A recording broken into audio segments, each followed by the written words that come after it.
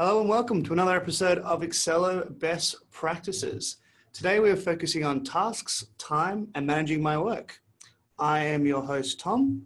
I'm also joined by my friend and colleague, Saga, who will be presenting the webinar today. Just really quickly, we're just going to walk through at a high level the agenda here, beginning with tasks versus activities. Then we can kind of move through, and Saga's going to discuss the different types of activities that you can log in Excello and some of the nuances around that. Managing your tasks on the task board itself. Entering time and managing your time on both the daily and weekly timesheets. Looking at and managing your work on my schedule.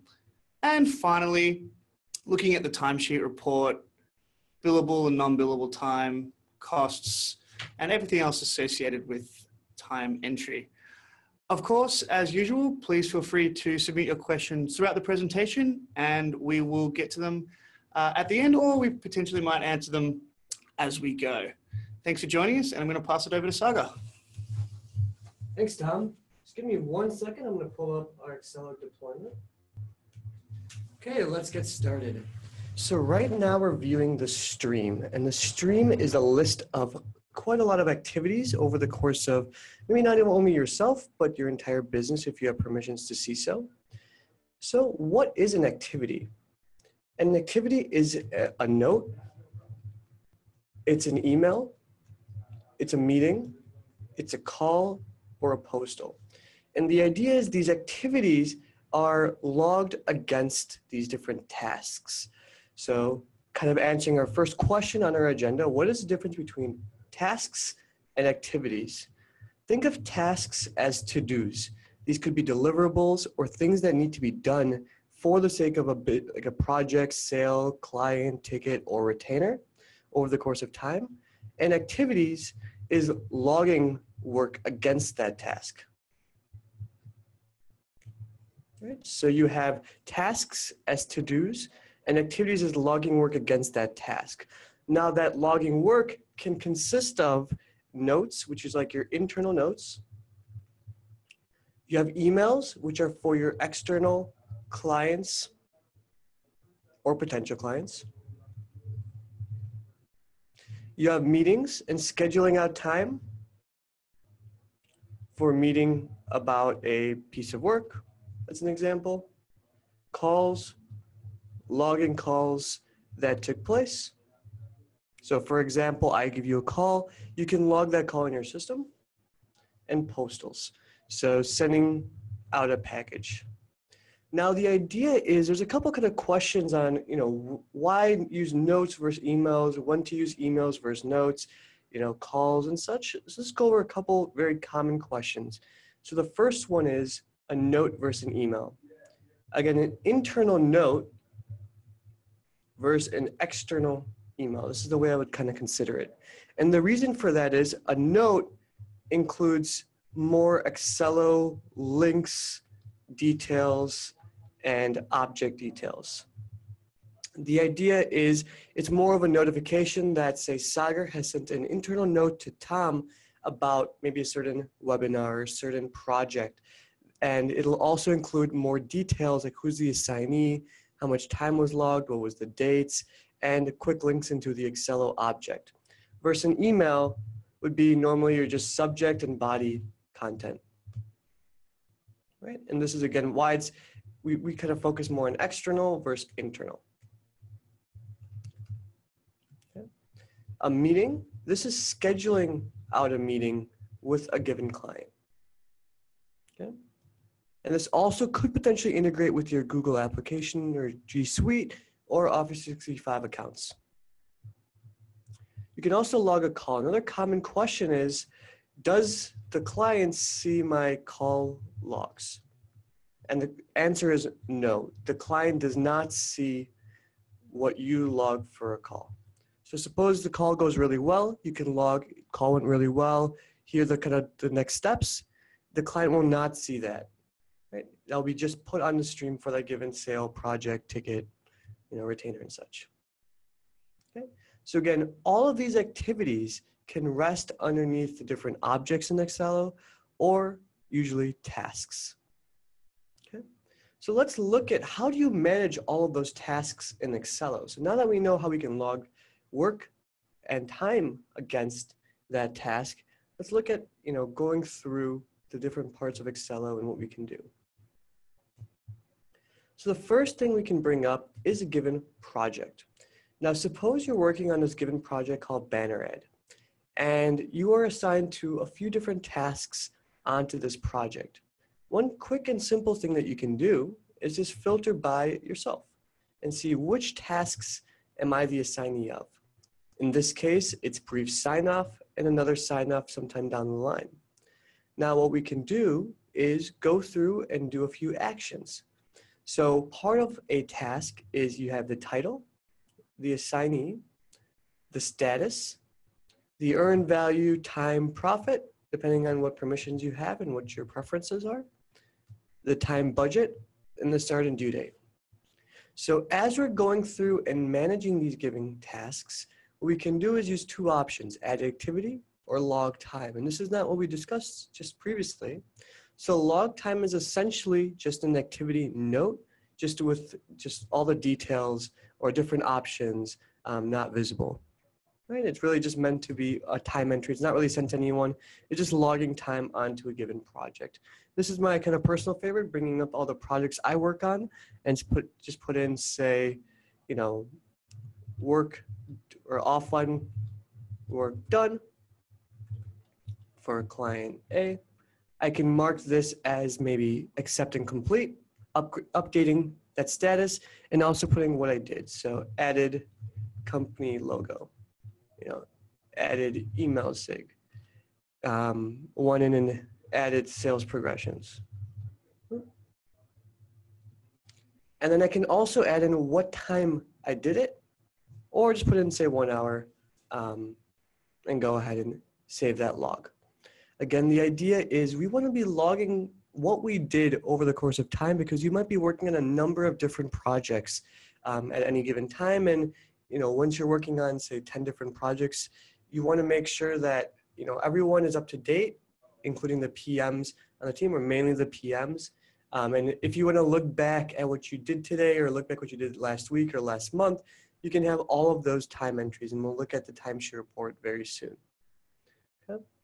So again, you could go ahead and log time from here to this log time option of just like a work entry. But what if you need to email the client? You can just hit add activity and go in and use an email. If you want to schedule a meeting out, you can use that meeting option. You can log a call or send a post. So if it's a mail or sign off, which is kind of odd, but that could happen. So again, we want to make sure that we're updating the status, logging time against that task over the course of time. Because anytime you want to view this project, we can see where it's at based on all the time logs, all the tasks being marked as complete. So for example, it's as simple as that, accept and complete. Again, ideally, you'll also be logging what you did. So that's at the project level. Now we can also use a task board to manage all the tasks related to all the different projects that you're working on. What I already have is a couple different tabs open for the different tools, just to keep it easy. We have 3 different task boards. You have the deadline board, the status board, and the assignment board. The 2 we want to focus on is the deadline board and the status board. The deadline board is looking at the different pending tasks, accepted tasks, started tasks, and completed tasks. Usually when I come into Excel, I look at all my pending tasks. The idea is this is meant to be more in the lines of, this is what's been assigned to me. And to let the PM know that they can trust that I've acknowledged that I'm going to work on this task, all I need to do is move it over to accepted. So the PM can notify that I've accepted that I'm going to work on this given task. And maybe PM, ticket manager, or even retainer manager. And not just limited there. But again, the idea is if you're viewing a given project, you'll be able to view the different statuses of that task at any given time. And the PM will say, why haven't you accepted this task? Something wrong, you have too much work on your plate and such. You don't want to give them any anxiety, just again, move it over to accepted, And that's how you could potentially start your day. Okay. Now, suppose you have moved all of these over to accepted, and we kind of just do that together. Again, super simple to do. You can just drag and drop these over to the accepted mark. And then you can go over to your deadline board and just refresh this. Try to do it too fast. You can go over to your deadline board and then view all the tasks that you have been assigned. So you have your today, you have your tomorrow, and in the future. Again, by default, it only shows you for the next 2 weeks. So, and from today, again, you can open up this task and click into it, and it'll give you a brief pop-up. You can open up to its own different page, but just looking at this, you could say, you have 2 options. You can manage approval, right? And these are just kind of default tasks, but you can go through and log time or add an activity or even add a timer if you want the exact time that it took for logging this task. Right? So you can be as granular as having a full-on timer, run at the bottom, and then marking complete to bringing up, logging in that activity and adding in what you did. And then potentially even marking that task as complete. Right? So you have those different actions, again, add activity, log time, and start timer. Again, with Excel, we want to keep it consistent across all the different modules. So these tasks options will be, similar across all the different modules in our system. Okay. And say you started working on this and so on. Another kind of tool that you can use is a daily timesheet. And there's many different work management tools on the top right-hand side. It's what are you familiar with, what suits what you do best, and potentially even a combination of them once you get more familiar with Excel.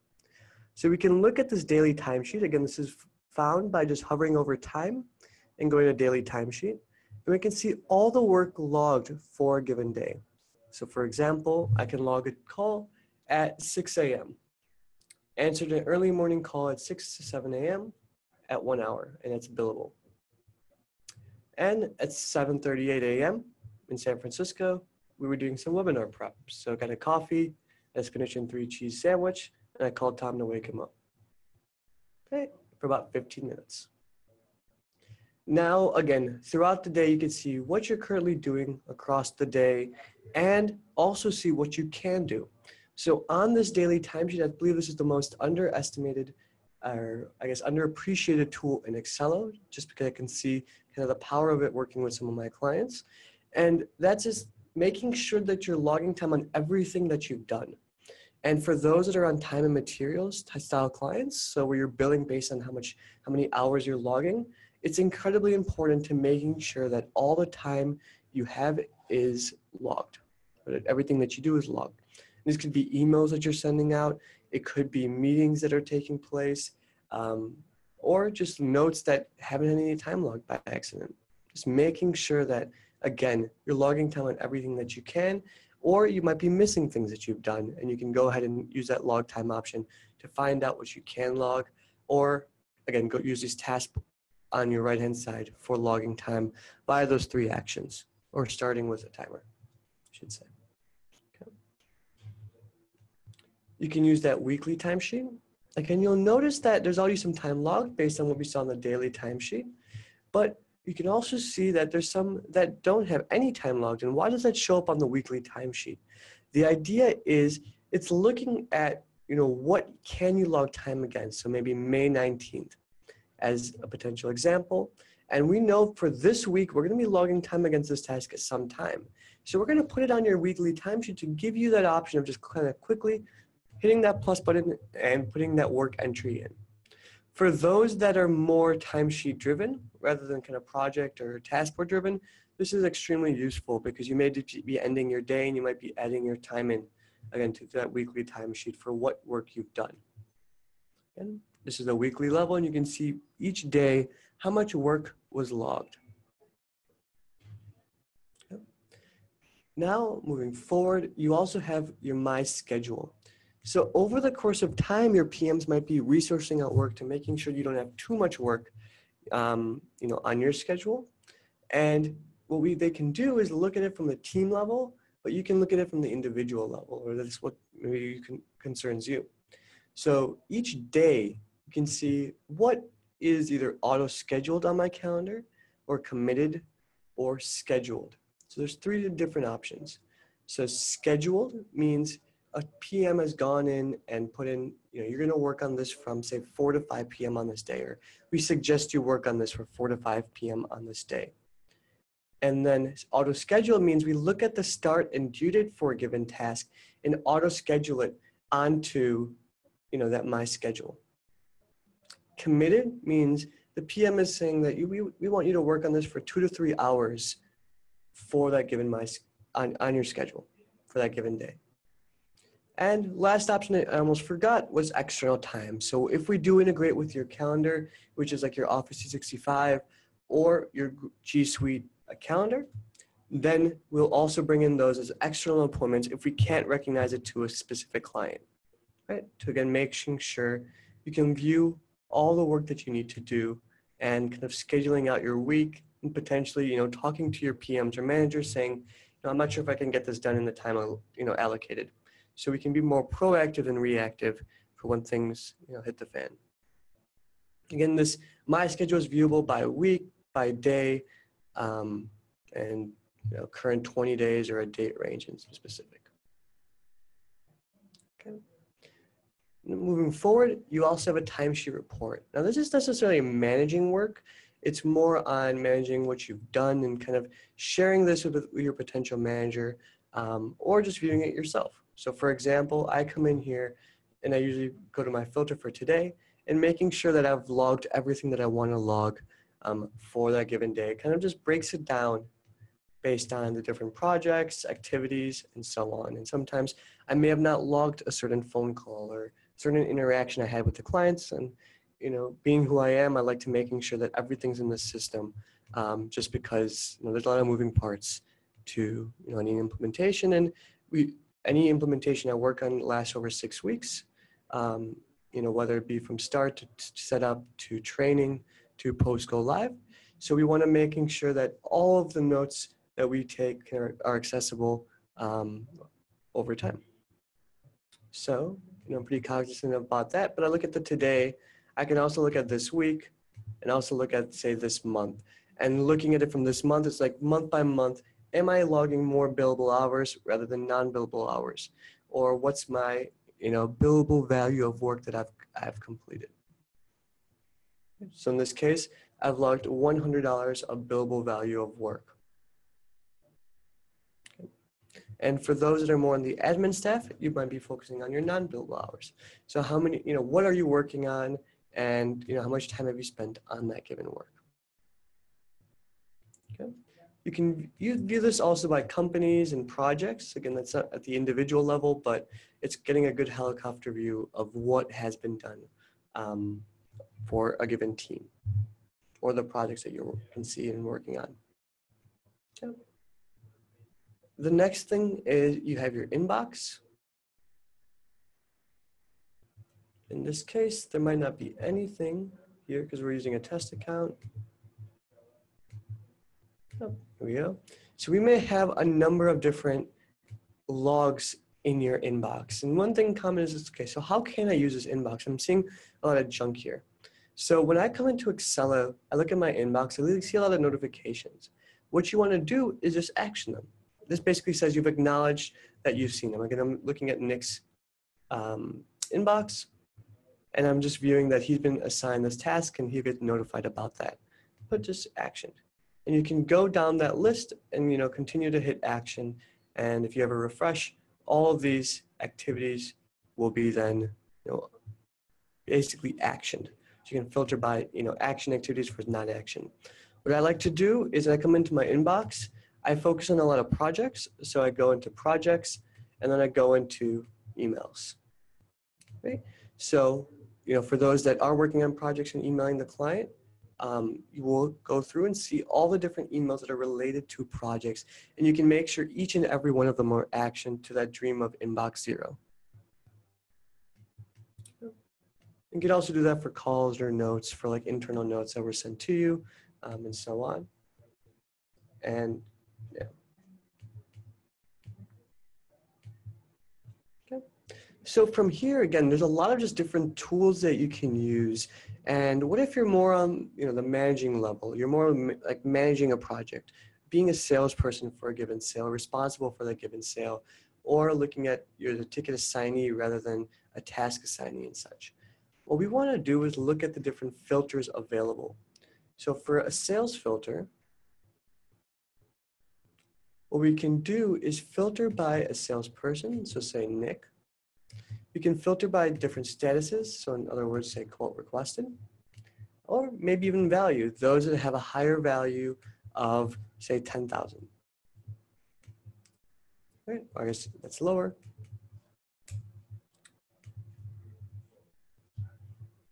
Oops. So higher value of over 10,000, and we can go through and save that filter.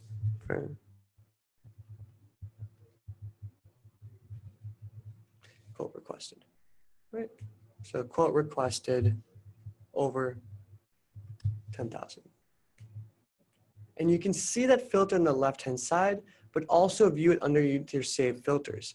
So for example, you could be in the stream, and then you can go and hit that save filter to see all your sales that are currently in that quote requested status. Okay. Now this is also available on all your projects, tickets, and retainers. So what I like to make these, we call them list screens, but I almost call these dashboards. You can go through and see a dashboard of all the kind of different items that are related to you, whether it be through a custom field or salesperson or due date or, whichever. And you can do that via projects, sales, tickets, retainers, or you can bring up, basically a box of different other options. So any sale that's related to you or any task. So another good example are tasks. I can have saved filters for given tasks, maybe that are due before, say, June 1st. And I am the assignee. I can say,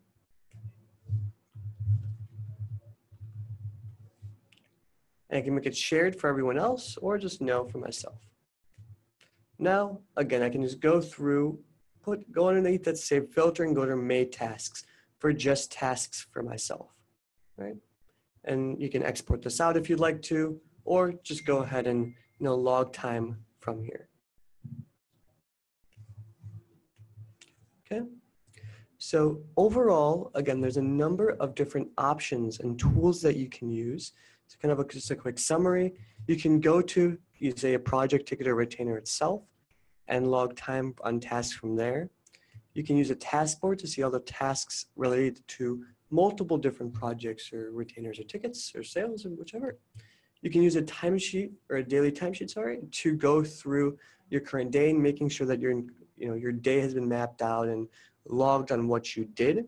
And it's extremely important for those, again, in the time and materials standpoint, rather than just completing work, you also want to make sure that you're actually logging your time, because that's how your company makes money. And that's how you may be judged. Now, how many billable hours of work have you logged? You can also see your tasks on the right-hand side for a number of tasks that are happening. You have the weekly timesheet to see what you can log or what you have logged at the weekly viewpoint. You can also go through and log time from here as well. Again, those that are more timesheet oriented. And you can use save filters for any object in Excel that you want to kind of just track.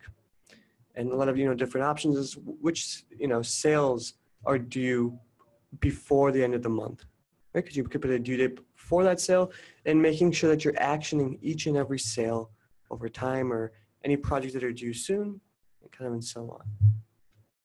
So overall, again, if you have any questions on how to do things, or want a little bit more descriptive answer, you can always use that help button on the top right hand side and ask our support team a question. And also we have quite a lot of just different resources available for all of these subjects and tools, a little bit more in depth and going through each and every option that we just don't have the time to today. And yeah, feel free to ask us any questions. So far, there is no question here. Let me just bring up the PowerPoint really quickly.